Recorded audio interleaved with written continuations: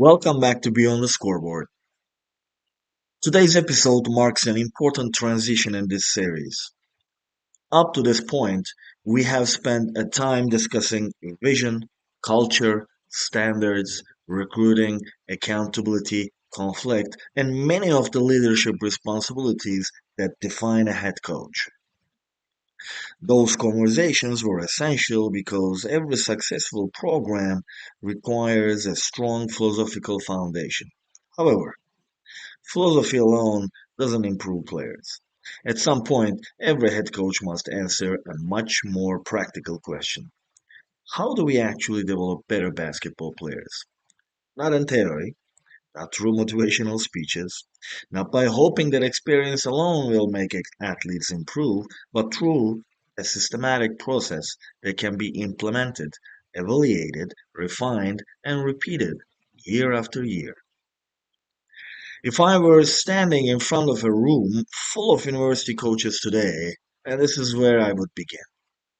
One of the most common misconceptions in coaching is the belief that player development starts when practice begins. I disagree with that completely.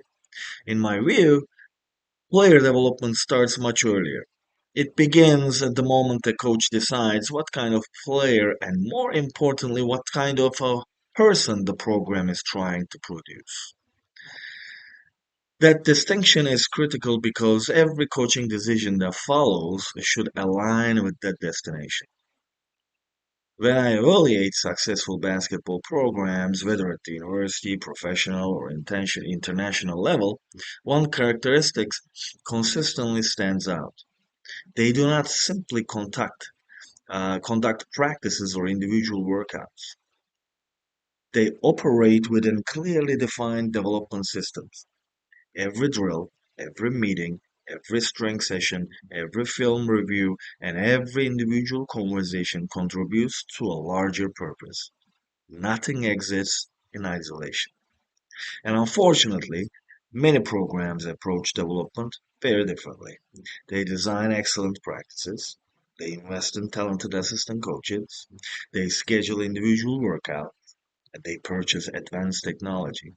Yet, after 4 years, many players graduate looking remarkably similar to the athletes who first entered the program. And this raises an uncomfortable but necessary question. If players are spending thousands of hours inside of our program, what exactly is changing? For many coaches, the answer focuses almost entirely on basketball skills. Well, perhaps the player has become a better shooter or a more consistent defender, maybe a stronger rebounder. Those improvements certainly matter, don't get me wrong. However, I believe they represent only one dimension of player development. The responsibility of a university head coach extends much further. A complete development system should improve an athlete technically, tactically, physically, psychologically, and personally. And when one of those areas is neglected, the entire system becomes less effective. Allow me to explain. Imagine two first year student athletes arriving on campus. The first is an exceptional athlete. He's explosive, fast, physically prepared to compete at the university level. However, his decision-making under pressure is inconsistent. He struggles to recognize defensive rotations, often forces difficult shots, and has a limited understanding of spacing within your offensive system. The second player presents almost the opposite profile. His basketball IQ is excellent, he reads the game well, communicates effectively, consistently makes sound decisions.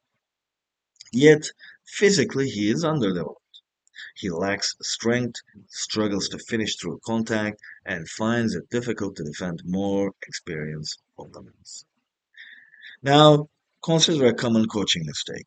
Both athletes receive exactly the same individual workout, the same shooting drill, finishing drills, and conditioning sessions, and same performance expectations. At first glance, this seems fair, but in reality, it is ineffective. Although both players wear the same jersey, they require completely different development priorities. One needs improved perception, decision making, and tactical understanding. The other needs physical preparation while maintaining the cognitive strengths that already distinguished him. Well, the lesson is simple.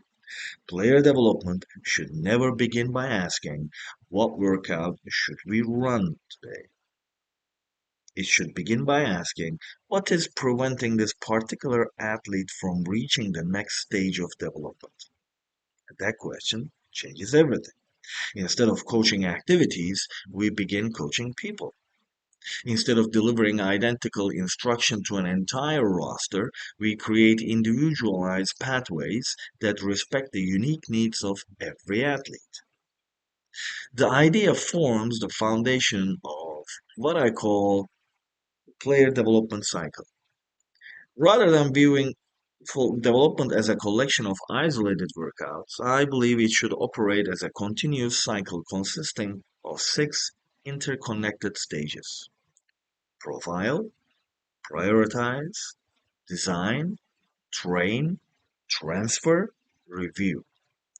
Every successful development system should move continuously through these stages. Once the final stage is completed, cycle begins again because development is never finished.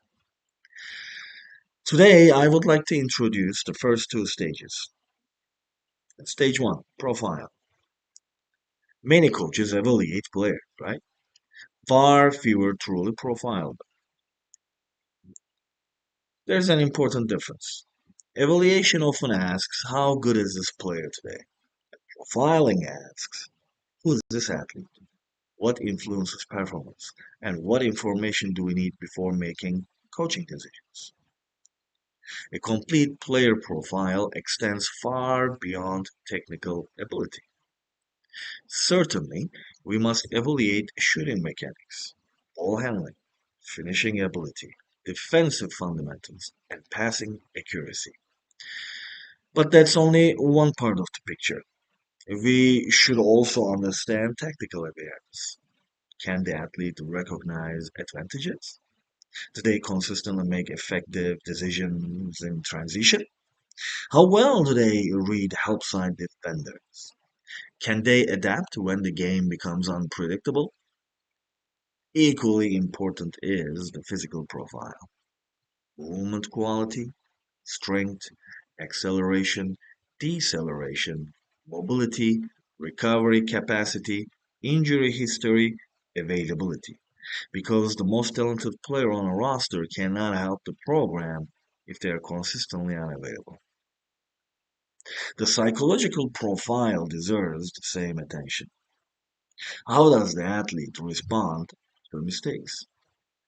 How do they process feedback? What motivates them? How do they compete under pressure? How resilient are they following disappointment? Wow. Finally, there is a personal profile: academic habits, leadership potential, communication skills, relationships with teammates, professionalism, character. I often remind coaches that we are not developing basketball skills in isolation. We are developing human beings who happen to play basketball. Ignoring the personal dimension almost always limits the athletic one. And once this profile is complete, we move to the second stage. Now, stage two: prioritize. One of the greatest mistakes coaches make is identifying too many areas for improvement. It's not unusual to hear a coach say, well, this player needs to improve shooting, passing, decision making, conditioning, defense, rebound, confidence, leadership, communication. While all of those observations may be accurate, they create a practical problem, though. If everything becomes a priority, nothing truly is. Effective development begins by identifying the limiting factor, the single variable currently restricting the athlete's overall performance. For one player, it may be lateral movement. For another, maybe emotional control. For another, finishing against physical defenders. The purpose of prioritization is not to ignore the remaining areas. Rather, it is to recognize that meaning is Meaningful improvement usually occurs by solving the most significant problem first. And I often compare this to building a house. When constructing a home, you don't begin by choosing furniture or paint colors.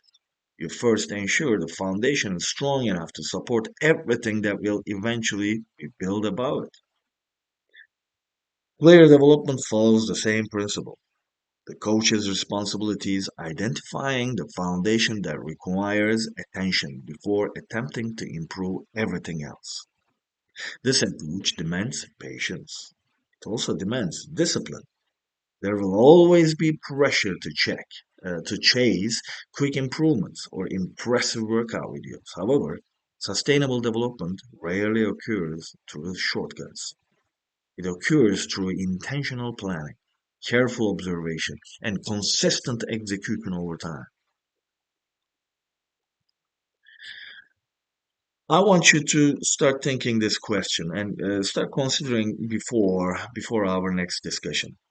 When you evaluate your current players, or imagine the athletes you hope to coach one day, are you primarily identifying weaknesses, or are you identifying the single limiting factor that, if improved, would unlock the next stage of players' development? Because those are not the same question, and the answer may fundamentally change how you design your entire basketball program. As you can see, so far we introduced the first two stages of the player development cycle: profile and prioritize. Those stages establish the foundation for every decision a coach makes.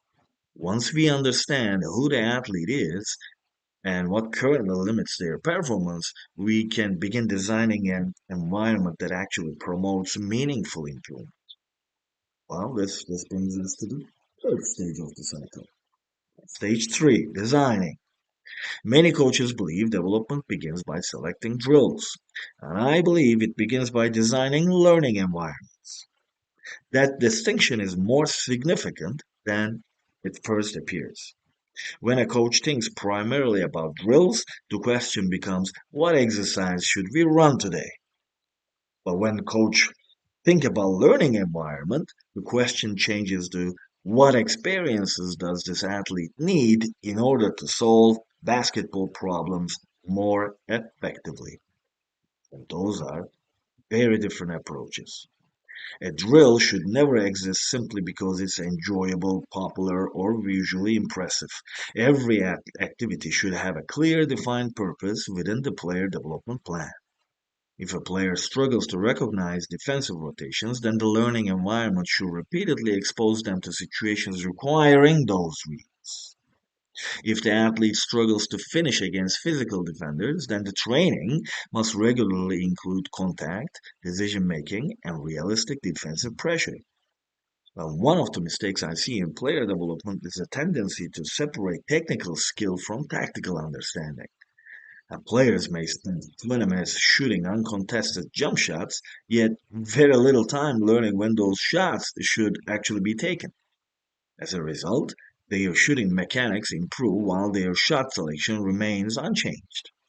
While the game never rewards technique alone, it rewards technique applied to intelligent decisions.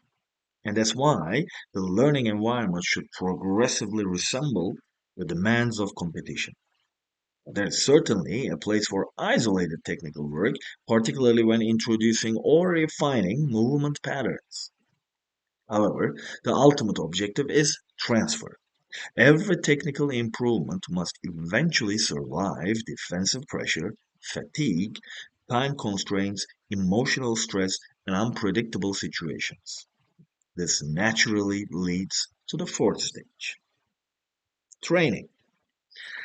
Many coaches associate training with hard work, conditioning, repetitions, volume, intensity, and those elements certainly matter, but they do not define effective training. Effective training is built upon consistency rather than intensity alone. And one exceptional workout rarely changes a player. Hundreds of purposeful sessions, carefully connected over several years, often do.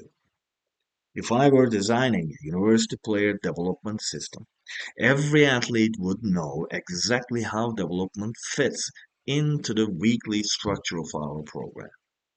Development would never become an optional activity that occurs only when time permits. It would be embedded into the rhythm of the entire season. A typical week might include individual skill development, small group position work, tactical film sessions, strength and conditioning, recovery strategies, and individual coach player meetings. Each component serves a different purpose, yet all of them contribute toward the same long term objectives identified during the profiling process. And this is also where assistant coaches become invaluable. One of the responsibilities of a head coach is ensuring that player development is not dependent upon a single individual. Every assistant coach should understand the development priorities for each athlete and contribute consistently toward those goals. Rather than simply supervising drills, assistants become specialists responsible for different aspects of growth.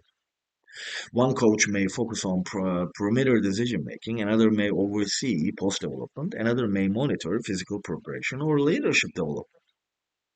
And player development becomes a collective responsibility rather than a collection of isolated coaching sessions. And the fifth stage is perhaps the most overlooked: transfer. Improvement inside practice does not automatically mean improving during competition. This may be the most important concept discussed in today's episode. A player may perform exceptionally during individual workouts, yet struggle to apply those same skills during games. Well, the problem is not always the athlete. Sometimes it is a training environment. One question should guide every coach after designing a development session would be, well, will today's improvement transfer to tomorrow's game? If the answer is uncertain, then the session should probably be redesigned. Transfer requires increasing levels of realism. Can the athlete execute the same decision against defensive pressure? Can they recognize the correct read when several options are available? Can they maintain sound decision making while fatigued? Can they perform consistently when the game becomes emotionally demanding? If development disappears the moment uncertainty appears, then true learning hasn't yet occurred. And ultimately, basketball is not a collection of isolated techniques. It's a continuous series of decisions made under changing conditions. The purpose of development is to prepare players for those conditions. Finally, we arrive at the sixth stage of this player development plan: review. And many programs evaluate players. Very few evaluate their development system. I believe this is where significant opportunities are often missed. At the conclusion of every development cycle, coaches naturally ask whether the player improved. Now, that's an important question. However, another question deserves equal attention. Did our system produce the improvement we expected? If several players continue demonstrating the same weaknesses year after year, perhaps the issue extends beyond individual performance. Perhaps the environment itself requires adjustments. Review should therefore include both athlete evaluation and the program evaluation. Did the development plan achieve its objectives?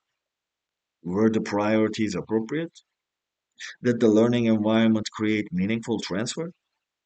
Was feedback delivered effectively? Were assistant coaches aligned? Did the player understand the purpose of each development objective? Without systematic review, development becomes based upon assumptions rather than evidence. And one of the responsibilities of every head coach is creating a culture where evaluation is viewed as learning rather than judgment. Coaches should be willing to revise their own methods with the same openness they expect from their players. Well, throughout this episode, we have discussed technical skills, tactical awareness, physical preparation, psychological development, and personal growth. And none of these areas exist independently. They consistently influence one another. Improving one domain often accelerates improvement in another. Neglecting one may limit progress everywhere else. And this is why I no longer think of player development as a series of workouts. I think of it as the design of an entire environment. A well designed environment makes improvement more likely. A poorly designed environment leaves improvement to chance. And I have never believed that excellence should depend upon chance. Before we conclude, I would like to leave you with a practical challenge.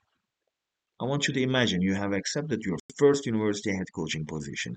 You arrive in your office tomorrow morning, and before organizing a single practice or recruiting visit, you must answer one question. What kind of development environment will my players experience every day they enter this program? Not what offense you will run, not what defense you will teach, what environment will shape the people entrusted to your care. Because systems influence behavior. Behavior shapes habits, and habits establish standards, and standards create culture. And culture ultimately determines the long term success of every basketball program. I'll close today's episode with a principle that has become central to my coaching philosophy. A basketball program should never be evaluated by the talent it recruits. It should be evaluated by the people it develops. When coaches commit themselves to designing environments where athletes grow technically, tactically, physically, psychologically, and personally, victories become a byproduct rather than the objective itself. Championships may define a season, but development defines a legacy.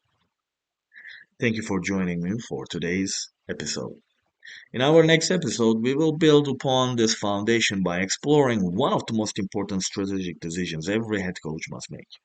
How do you design an offensive identity that reflects your philosophy, maximizes your personnel, and gives your program a recognizable style of play? Because before you install a single offensive play, you must first understand who you're trying to become.